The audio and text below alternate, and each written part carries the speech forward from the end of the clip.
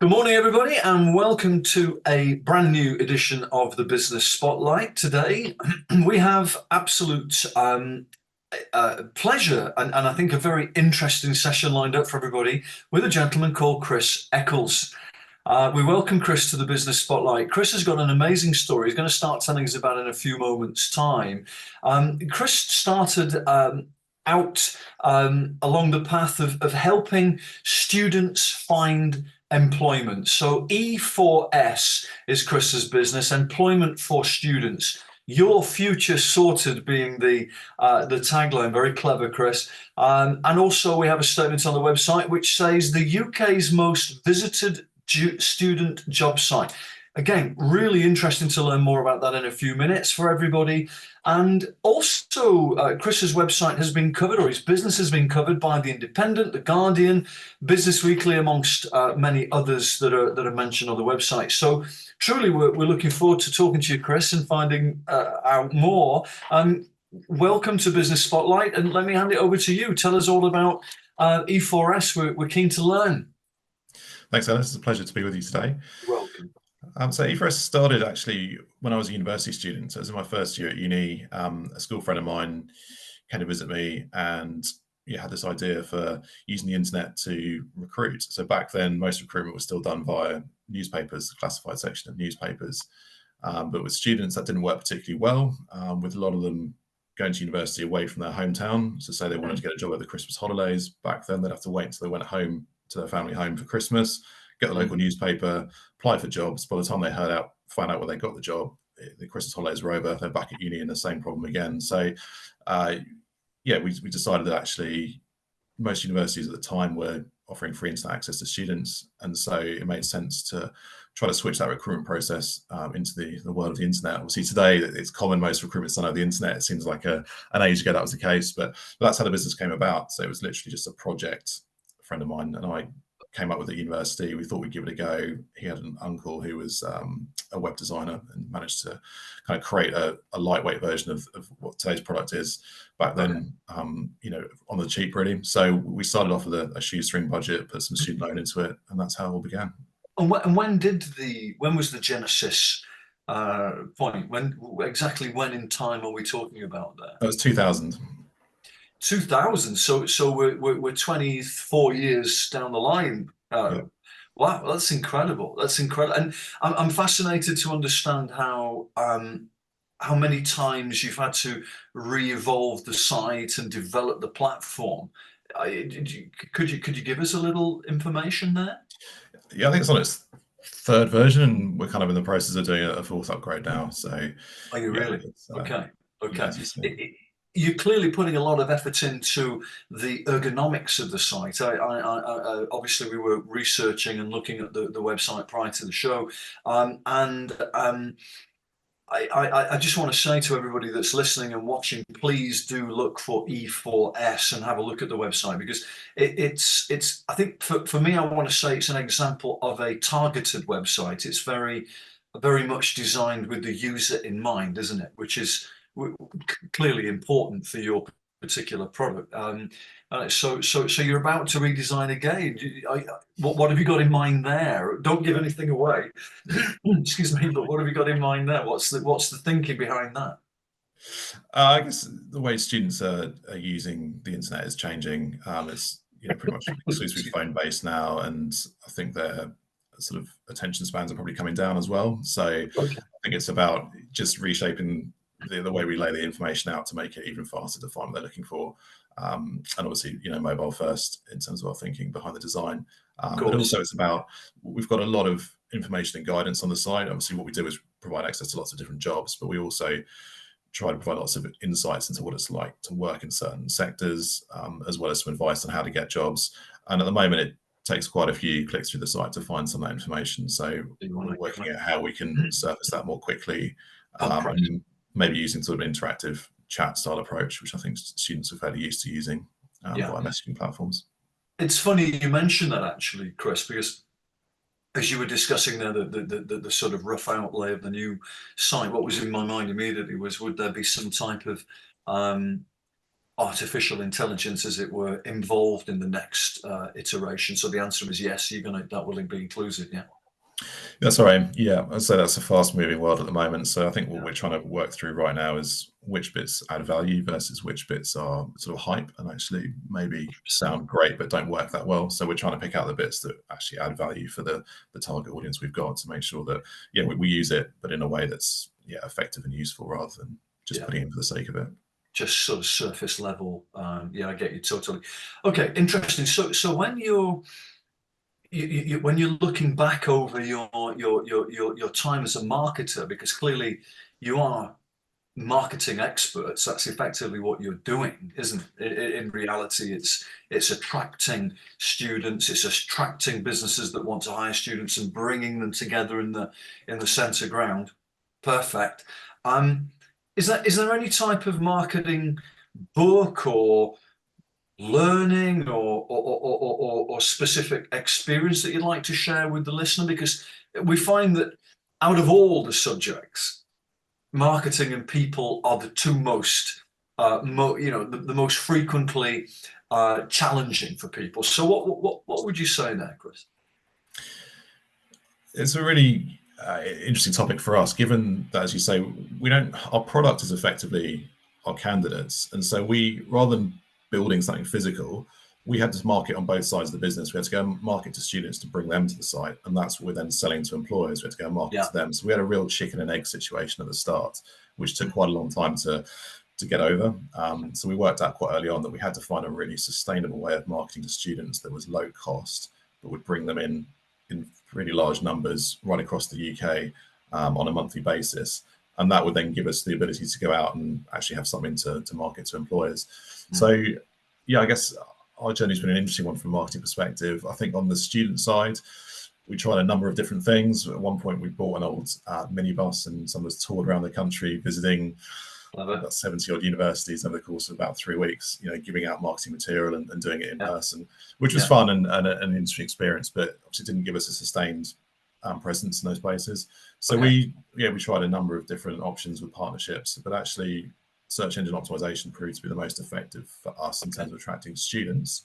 Interesting. We initially paid an agency to do it, did an okay job, but we ended up bringing that in-house and learning, reading up on that ourselves and doing it ourselves internally quite effectively. So that's been an absolute game changer for us with our business. It won't work for every business, but for us that was really, really important.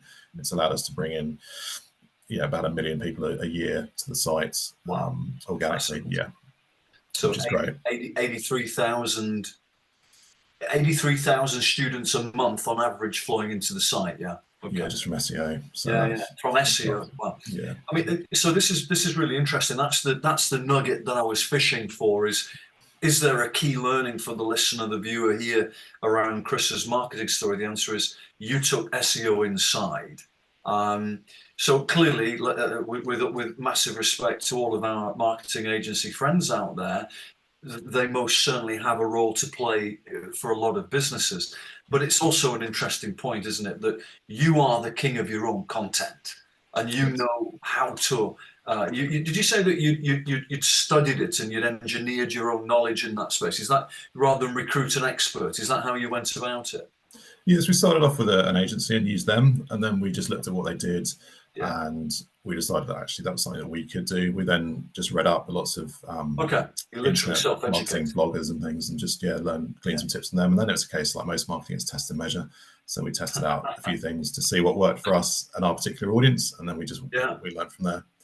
There's an interesting story there, isn't there? The test and measure bit, because I think I'm pretty sure it's still written down in folklore that it was Henry Ford that came up with the saying, but in reality, I'm not sure it was. But it goes back a long way, and Henry arguably created modern consumer marketing, didn't he? Because he would have a saying at the time that if it weren't for the Model T Ford and my selling it to you, you'd all still be looking for a faster horse.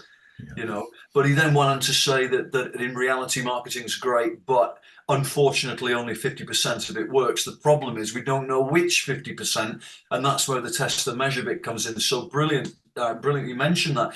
It may seem like a small point, but is there a book Did you read anything specific apart from the research around SEO? Have you come across a title that you really respect from a marketing perspective that the viewer might enjoy adding to their collection? Yeah, there's a guy in the US called Neil Patel, who's a really good digital marketer. Yeah, he has a website with loads of really good content. He puts a lot about free. He has a marketing agency as well. You can buy from, but he gives a lot of content away free of charge, and it's really interesting. So that's something I was kind of go to for me in terms of where I go for reading and staying up to date with the latest trends and changes. Super, excellent. Thank you for sharing that. That's great. So we want to in the last couple of episodes, we've been talking specifically about the four sort of critical, perhaps a little bit cliche, but let's look past the cliche. The four critical aspects of business, I want to say ethic, culture, plan. So let's talk about the first one, which is vision. So when you first set out on this path 24 years ago, tell us about what your vision was then, and then if you can segue into what your vision is today, that would be really interesting, Chris. Yeah, so I guess the business was started more as a project, really. I didn't expect Yeah, it to be a viable business. It was just something I thought would interesting. be an Right. interesting Okay. project. It was a Yeah. time in my life where I had no responsibilities. Okay. Financially, there's no mortgage, no family or anything to Mm. support. So I was able just to throw myself into it and see where it went. So the vision was always just to, well, initially was just to help students find part-time jobs effectively. Mm. And then from there, we got a bit of traction with it and decided that actually it made sense to be a place to help students find any kind of job they might need, whether they're at school, college, or university. So added things like apprenticeships, internships, graduate roles onto that list as well, and gap year opportunities. So I guess the vision evolved as we got traction with it, and also about trying to carve out that niche as well to separate ourselves from competitors in the marketplace. So there wasn't any other site that was doing that. There was nowhere for students to go to find any kind of job they could need, while they were studying. Do you mind And me then so asking? Do you mind me asking what you were studying yourself? Sorry to jump in there, but I wanted to capture that moment there. What were you studying? economics and politics, which I found interesting, but it wasn't helpful at all for business. but it is though, isn't it, Chris? Because you're coming across in this interview as being strategic, tactical, obviously very intelligent, very clear in your line of thinking, and the depth at which you've gone and you're going to perform in your business. And that's interesting for the viewer, because a lot of people, as we know, probably something like 80% of the SME marketplace step into the world of business ownership from a position of technician. You Yeah. didn't do that. So you came in as an academic or slash a young person that hadn't really, figured out what he wanted to do, and you created a business. For me, the technician side of it is what you were going through at that stage in your education, and it's coming right through there. That's very interesting, actually. Okay, so sorry, thank you for that sort of little interjection there. So today, the vision. Then think about where you are today. Again, please, not withstanding competitive advantage and such like. We don't want to go there, but what's your vision for the business? How far ahead are you looking? Could you help everybody understand how far down the track you're looking and what does it look like? Yeah, I guess the way I approach it is having a longer term sort of top level vision for the business, but then breaking Yeah. that down into more manageable chunks. I think historically we made the mistake a while ago of thinking really, really big, but then Okay. not actually working that back to what do we need to do this year, the next quarter, to Yeah. actually deliver the results to do that. So we Yeah. didn't. It got frustrating at times. We're not seemingly making progress towards that end vision. So I think Okay. we've changed the way we think about future planning now, and That's we smart. chunk it up a little bit more and think a little bit sort of nearer term rather than the big end vision, sort of 10 years time. But in terms of where we want to go, it is around continuing what we do. I think there's still a massive need for our services, and what we find is a lot of students don't know what their skills are. So I think the way we're trying to move now is uncovering the skills that students have got, because a lot of them go far deeper than just pure qualifications and grades. It's those softer skills that a lot of employers really want to hire Mm. people for. Students Mm. don't realize that's important. They secondly don't really realize the skills they've got. So we're working out Wow. how we can help them to uncover those showcase them, and then map out what career paths might be suitable for them based on their skills and interests, really. Yeah. So there's almost like a social service come coaching aspect to the product there, isn't there? Which is fascinating. I love that. Obviously, Yeah, you'd expect me to say that, but that's very cool. Yeah. ideally, and we're hoping that's where things like AI might be able to help. Taking large Yeah, maybe. quantities of data and tailoring that to individual people based on their circumstances. That's something that Yeah. we're hoping will help us to achieve. I particularly like the softer side of the equation, though, because it's. I think that's very clever. I mean, it's one thing having the aptitudinal skill or potential, but of course the attitudinal side of it is arguably more important, isn't it? Depends which way Yes. you want to look at that particular one, but that's very interesting. So yeah, let's just circle back round to something there that you mentioned. What a brilliant example for everybody listening and watching. Let's all remember that there are 250 to 260 working days a year. So it doesn't matter what you've got written in your 3 and 5 year business plan / vision. If you're not getting the actual stuff done that matters in the next 90 days times 4, roughly, you aren't going to be going anywhere, in terms of your vision. So I think that's phenomenal. That's really, really clever. Do you mind me asking where that light bulb came from? Was it a piece of just discovery, or did you learn it, or where did it come from? A little bit of both. I guess it stemmed from some frustration around not making the progress we wanted to in the business earlier on, and then we looked around at why that might be happening, and we came across Action Coach actually at one point, and they have an interesting 90-day approach to planning, which we've tested out, and it seems to work better for us than not having that as a sort of goal and strategy. Wonderful. So again, pardon me. It is interesting that the people that we're meeting on Spotlight often have had or are working with a coach. And that is interesting because, again, it suggests that the people that are moving towards that destination that we would call at Power Play Level 3 business ownership, one of the critical ingredients is having somebody to hold you accountable, somebody to fill the knowledge gaps, somebody to give you the perspective. Very interesting. Thank you, Chris. So values, what kind of value, what kind of work have you guys done on the value system that underpins this business then? Just for the benefit of the people that perhaps are not thinking in that way. It was a really important part of why we started the business. It was around helping students. That was the big driver, and that's what we've always gone back to. And when we've hit roadblocks or tricky times, it's why are we doing this business? Why do we get out of bed and do it each day? What drives us forwards? What's the real purpose behind it? So we've used those values around helping people and adding value to the world, I guess, in terms of driving us in what products we go for, which ones we shelve if they're not working out, and that's part of our decision-making process. And it's also around the staff we employ as well. Do they buy into what we're trying to achieve? Is that important to them? If they don't care, then they might do a reasonable job for us, but they're not going to stay with us longer term. So it's something that's been pretty fundamental to us. It's not something we necessarily talk about all the time, but it's something that is important in terms of driving us in direction of the people we hire. Are they visible? Do you have them visible in the business? Do you talk about them as a team? Not as much as we probably should, to be honest. And no, they're not as visible as they could be. And I think we've ended up with quite a lot of remote workers post-COVID. So I think actually it's not as easy to have physical reminders up in the workplace. So we haven't probably found a good way of doing that, but I certainly like to, because I think it's important to keep reminding people of those values. I think it's interesting that I didn't bring in this point you did, which was the use of the value system to underpin team. That for me, that was enlightened. Again, it's really very important that we have that.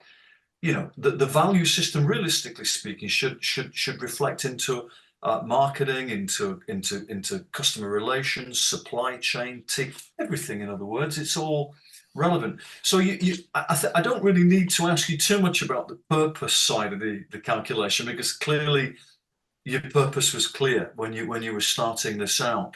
I just wonder if, looping back to vision / purpose, are you guys planning expansion beyond the British marketplace, or is that a part of your purpose longer term, or do you mind me asking that? Sure. Yeah, we'd like to, definitely. I think that Excellent. the challenges we're trying to solve for people exist the world over. So Yeah, yeah, yes, I think it's about making sure that what we do really well, and then looking to take that abroad into markets where there's probably underservice of yeah, that million provision. percent, million percent. I mean, immediately the American marketplace springs to mind, which you could probably 10x your business if you made anything like a dent on that one. And of course, AI overcomes a lot of the language barrier potentially for other markets, doesn't it? Which is Yes, that's true. so. So I think that we've covered vision, values, purpose. So the final piece is mission. So we describe mission as being the shorter term, grittier sort of 90 days, 6 months, the immediate year ahead. So how are you? You've mentioned your 90 days planning cycle, which is world class. That's fantastic. Um, I- can you help everybody understand a little more about how you go about planning? Do you use a specific piece of software? Are you guys um, how are you guys meeting to organize your plans? It'd be really cool to share that, please, Chris. Definitely. So in terms of how we do it physically, so we get together as a business. There's quite a lot of our team are now remote, but we get together in person every quarter to go through the plans. So we review what happened last quarter, and then talk about the goals for the following quarter and how everyone's work fits into that and what everyone's going to do to contribute towards that. So Excellent. that's great. It's really good for just bringing the team together and again just refocusing on what our immediate term mission is, as you said, which is great. And then I guess each individual team will maybe use different bits of software to get there. So I use something called Live Plan, which is a business Yeah. planning tool, an online tool, and that is kind of company wide. So that brings all the different facets together into one plan in one place, which is great. But then each department will work with tools that are relevant for them. So our technical team doing the web development, they might use like a Miro board or something to plan out a rough idea of the roadmap going forwards from the technical perspective. And then they'll put that into Jira, which is the software we use for them to do day-to-day tickets and work. And then marketing might use different tools. We've got just this kind of marketing plan on a page type spreadsheet thing we put together that adds different elements to that for them. So they'll work through that and then take the end output and put that into Live Plan. So we've got the whole company in one place, but each department can use whatever is most relevant for them. So there's a lot of leverage going on in this business. You're clearly leveraging a lot of technology. There's a lot of systems and processes being leveraged, which is really, really good. Again, great advice for everybody. Leverage is we coined a phrase which is leverage being the language of the CEO. Okay. So just out of interest, well, just very brief explanation. Level one is the company that has some work, no work, some money, no money, some customers, they flip and flop. Level two being the roundabout business that the business ownership or the ownership team has to really drive hard every day. It becomes successful. It becomes quite a thing of beauty, but at the same time, it's also underpinned by vulnerability, because if the ownership team or person wants to exit, wants to slow down, has to get off the roundabout, sometimes nature forces that, they have a fundamental problem then in that business model, right? So level three we describe as being the business that's autonomous. It's able to fly without the CEO, the owner, the ownership team being directly involved in the basic operation, if that makes sense. It's able to work autonomously. So for the again, just to give people listening a sense here of where E4S is and your good self, Chris, where would you describe yourselves? Are we level three? Are we level two transitioning to three? Are you level two still? How do you feel about that? I'd say we're at level 2 currently with aspirations to work to that level 3. That's what we want to get to. Yeah. And that's a great point right there, isn't it? Because if you have a vision which involves autonomous business ownership, now that could mean, passive income and the team run the business. It could mean potentially sell it, whatever. You don't need to discuss the gritty depths of your thinking there. But it's clear, it should be clear to everybody listening that it's selling a level two company or exiting a level two company is significantly harder than if you get it when you get it to level three, if that Yeah, makes sense. It Yeah. does make a lot of sense. So how many people? Do you mind me asking how many people in the team? Sure. Yeah. Still, we kept the team reasonably small, so we're about 12 people at the moment. Yeah. So 12 people, all with very clear understanding of what they're doing and where the business is going. Sounds great. And you're based in Oxfordshire, Chris? Correct. You are. Yeah. Yeah, great stuff. So in terms of effective management, how would you, what for the benefit of the listener, what would you describe as being the keys to effective management? How do you make sure that that your team are on plan? Just a quick download there would be really helpful, please.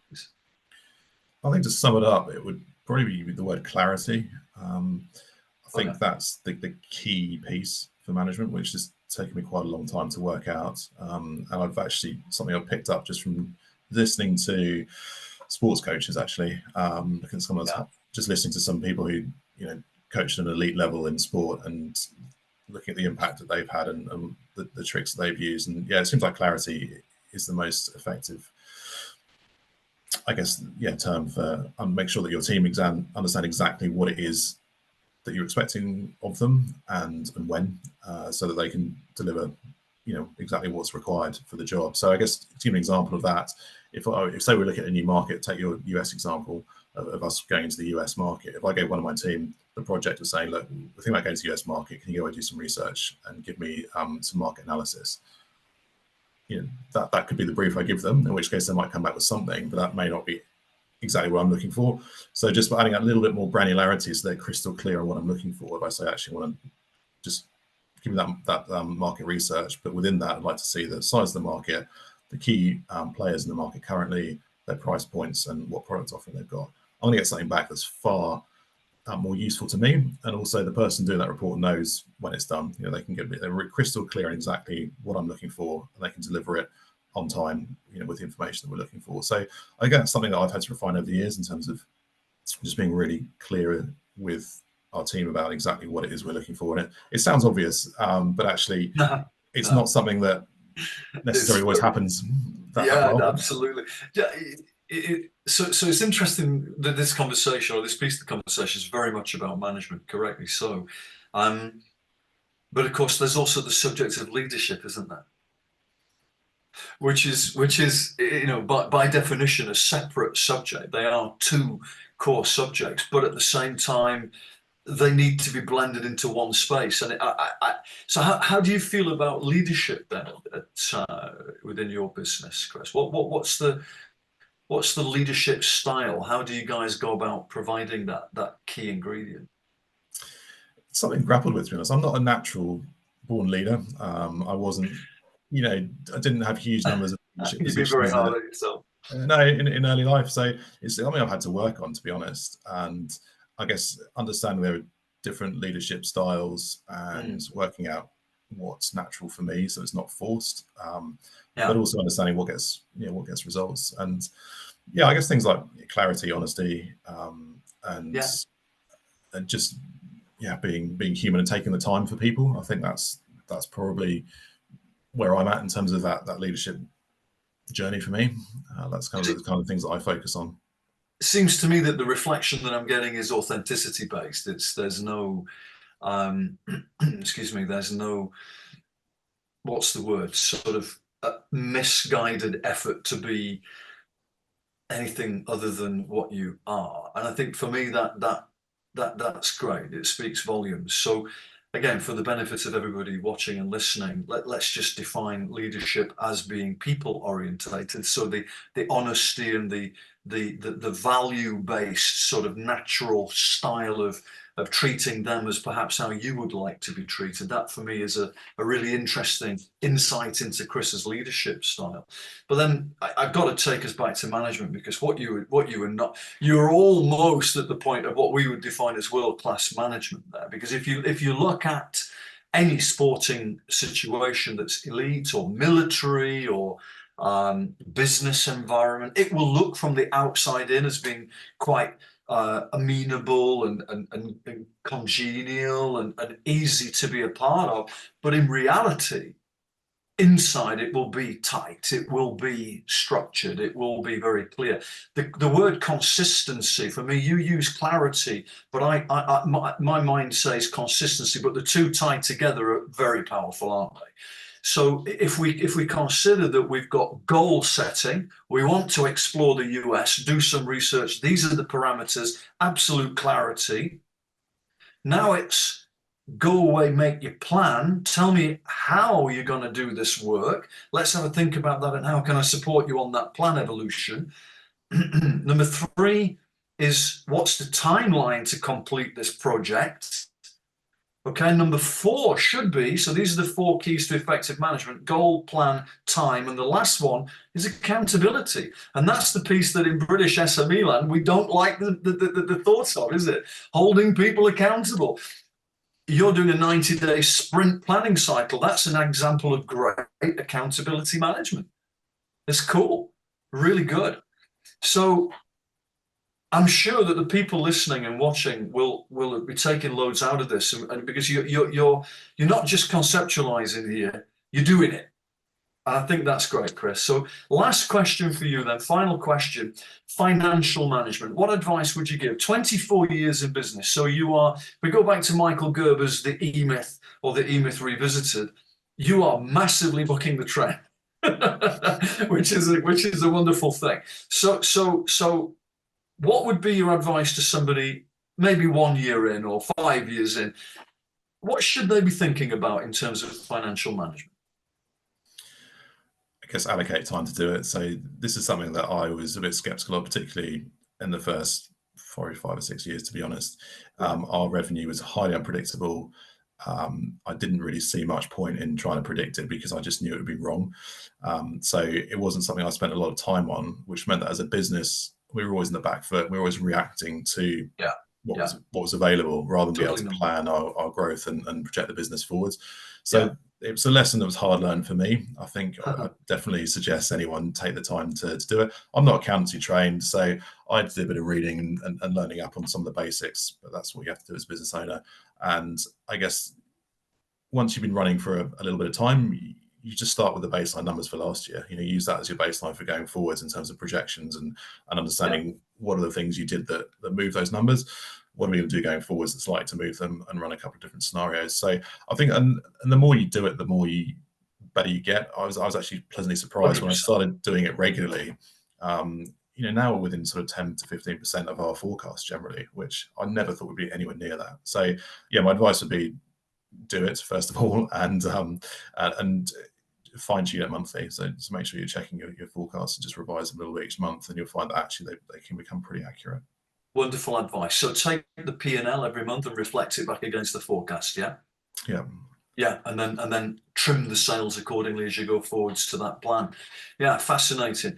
Really good, Chris. And I must say again, please, let's say I'm qualifying here, but let's take any condescending tone out of this conversation at all. One of the most important things that should be coming through in this interview for everybody watching and listening is be a sponge, not a rock. So clearly you have evolved yourself over time, which means that the business has evolved in line. It can't evolve without you evolve as the business person, bumping into things, figuring it out, learning, doing it. Absolutely wonderful. Really, that's a massive signal to the 1 million SMEs out there in the UK. Be a sponge, not a rock. Chris, it's been an absolute pleasure to work with you today and interview you for Spotlight. Thank you so much for giving us your time and your knowledge. We'd love to invite you back at some stage in the future, perhaps to get a little grittier in some things, but let's see how that one goes. So on behalf of everybody watching and listening, thank you very much for joining in. No, pleasure. Thanks for having me. It's been great. No problem. See you soon.